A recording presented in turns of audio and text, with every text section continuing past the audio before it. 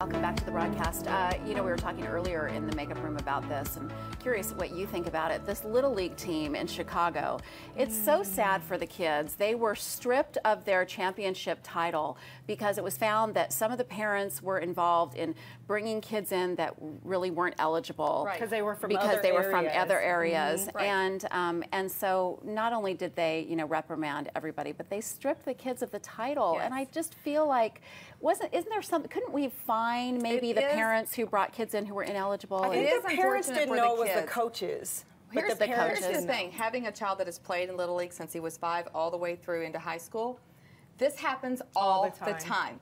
There are select teams that kids are pulled from all over for just one tournament or one World Series. This happens all the time. So I don't think the kids should have been punished, but that's the way it rolls. See, I think, it's all about, again, back to what we're teaching our kids. And if there's breaking rules at the top, the kids have to learn that lesson, sportsmanship-wise, that you're not supposed to do that. So there are going to be consequences for everyone. How old are these kids? They're young, under 12. Like 12 or 13. These little 10, 12-year-olds had no idea what the parents or coaches were doing. Well, okay, I got to retract on that too, only because Reagan's played for so long. The kids know. Oh, sure, I bet. They? Where do you live? Oh, Where yeah, do you the kids live? know. Right. And this also happens in high school. Sure. I mean, we had kids like come play on our basketball team. We were the #1 state champions, and then two of these boys got sent off to OU, full rides.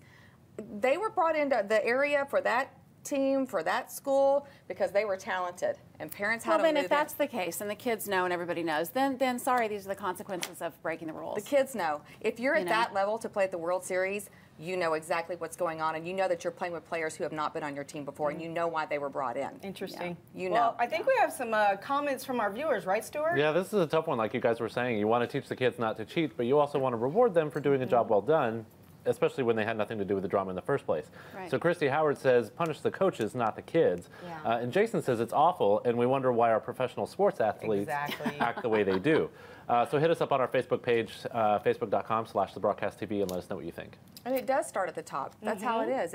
And the kids know that. The kids know that these coaches or whoever's in charge are bringing these people together to play in this league. So shame on the coaches. Shame on the parents. Drew Pearson was on Take Charge Parenting the other day talking about this very issue in sportsmanship, and he was saying how as a father and now as a grandfather, he was always the person he knew they were going to look up to. So he felt a responsibility to be the good guy out there on the field and to be setting a good example. So I hate that this happened to these kiddos, but it makes sense to me.